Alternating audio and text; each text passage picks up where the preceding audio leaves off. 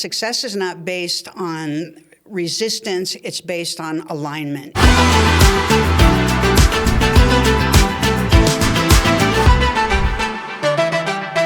All right, another episode of the Utah Business Spotlight. I am really excited today because today I'm here with not only my friend, but one of the gems of the Utah business world. I'm here with Jane Ann Craig, and she is the founder and CEO of Jane Ann Craig International, and a really just amazing businesswoman.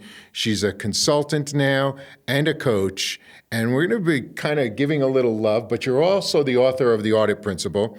So it's going to be very, very quick, very, very tight. Jane Ann, welcome. And I'm going to hit it with some couple of big questions, right? So one of the questions I have for you today is, what's been the toughest obstacle your business has had to overcome in the past few years? That's a big one. Yeah, it's a great question right now. I would say that the biggest obstacle is the noise and the messaging that people are getting today. And I think it's really, really sad because there's never been a better time in history to be going after any goal or dream. Building a business, there's never been a better time. The tools that we need, the resources that we need, they are so affordable and they're so accessible. So let's tighten that up. So the problem is the noise. Define the noise. What is the noise for your business? Not in general, but for your business. What noise are you competing with? Well, I'm not competing against other consultants and coaching. It's the reason people come to get coached and consulted. But the noise is saying, especially to younger colleagues, it's saying, we can't make it like previous generations did. It's harder than it used to be. So the narrative is developing noise in the marketplace. That's awesome. We're going to come back to that one. Here's something that I think is important for all businesses.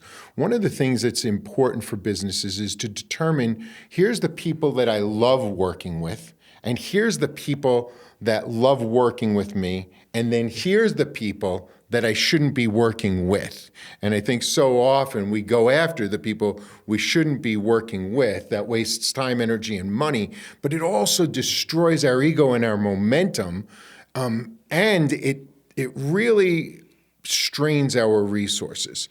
So what kind of people, Jane Ann, do you most enjoy serving and why?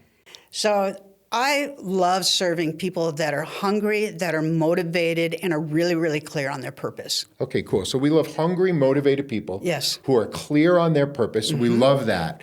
That's broad. Now let's narrow it down. What generally businesses are those types of people that you love working with in those particular businesses? So it's people that understand that success is not based on resistance, it's based on alignment. It's people that understand that if we put together a good plan, we start with the end in mind, and we're purpose-driven, we can achieve just about anything. Right. And so I love that. I love that as a philosophy. Who does that philosophy fit for you? So well, if I'm a dentist, right? So what am I looking for? I'm looking for two things. One is I'm really going to satisfy the person who has probably gone too long without the dentist, and they've got a cavity that's abscessing, that's hurting them, that's driving them in. I love those people. When I owned hair salons, I loved the person whose color was trashed, because she would come in and she'd be like, oh man, they've ruined my hair, and then I get to fix it. What type of person do you love working with? So I love the person that understands that to be successful, yes, the passion, yes, the hunger, but they have to take a step back and work on their business. And if they'll align their actions with proper principles, then we can get things done. Okay, cool. So that's cool. So that's the kind of person that you love working with. Let's talk about innovation in the future. So what is the next big step or vision that your company has, the next big step or vision that your company has that you're excited to deliver to the marketplace to help those people? Okay. This is also an answer to the last question, is that my typical client is a successful company that's either going through struggles, they've done their capital raises, it's either startup to acquisition, or it's companies that are needing help in guiding the corporate regulatory world, a competitive world. So the innovation that I'm really excited about are those companies have deep pockets, and those companies can pay for the kind of services that I bring, the experience that I bring.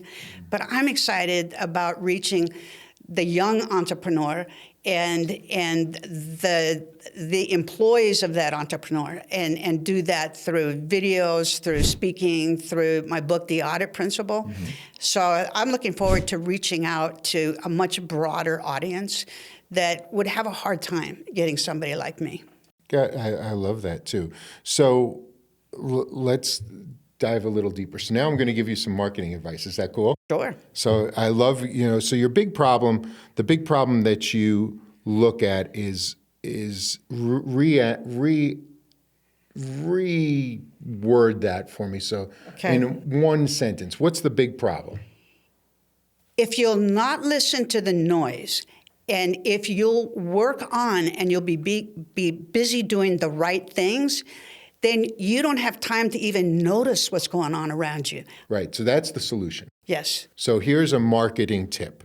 Most entrepreneurs are telling you their solution, not the problem that you're at. Okay. So how do I recognize the problem? I gave you a hint before with dentists, right? How do I know I need a dentist? Because your tooth hurts. My tooth hurts. It's so simple, right? It sounds like right? And I know you're a genius, and you're actually she's actually my coach. So just to let you guys know. But the challenge that we have is, when do we need coaching? Generally, when our businesses are failing, struggling, or we are not getting to we're kind of stuck at a plateau. So I would say that your best people are business entrepreneurs who've been doing it, because the two things that you said is they got to recognize that they need to do these things. Mm-hmm. So recognition is the most important thing for marketing, guys. You're looking for an audience that recognizes the pain that your solution addresses.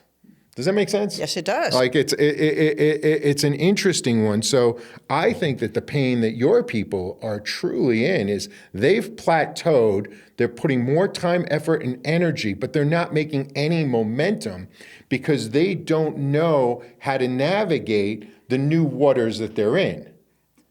That's a really, really good point. I've been thinking much of it is because people are so distracted.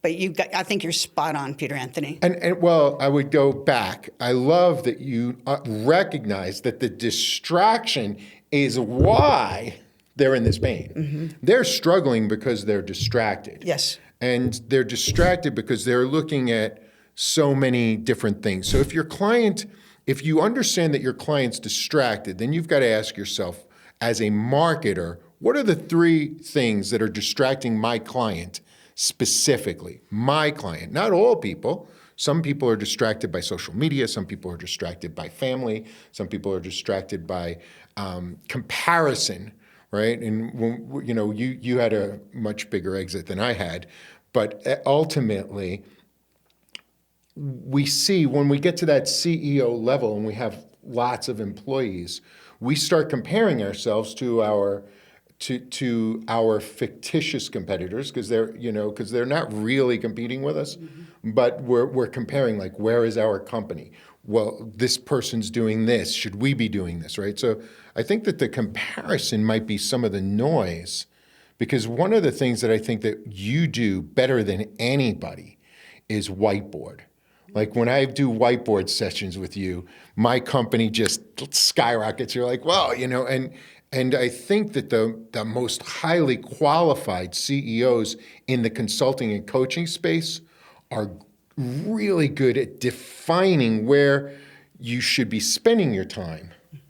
So then one of the things would be, the big problem is you're spending too much time doing the wrong things, getting the wrong results. That's exactly right. Yeah, you're exactly right on that. And then, so the innovation that your company's offering, which is, I think, is something that you should be leading with as well.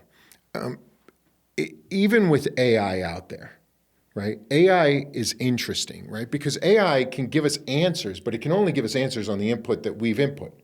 And here's the thing I put out there, and I strongly believe it, and I'm going to say it. I'm not a big proponent of AI as a solution, but rather a tool, because AI has never hired an employee. I have. You have. Yep. I've interviewed over 40 years, probably 10,000 different people for the businesses that I've built. You've probably done even more than 10,000 overall within your company. Like I've overseen it, you've overseen it. Thousands and thousands of people. Then at the end of every week, what did we both have that AI never had? Friday comes, what do people want? They want a paycheck. Yes, yes. AI's never signed a check, guys. AI doesn't know that emotional response that an entrepreneur has, that we've experienced, that you as an entrepreneur might be experiencing. That's exactly right. You know, they've never cut the check. They've never actually had to sign a deal. One of the things you helped me with, which was incredible, is you said, hey, Peter Anthony, you need to put these contracts together this way, or you're going to be in this pain that you don't even know is coming. Yep. See, AI doesn't know that.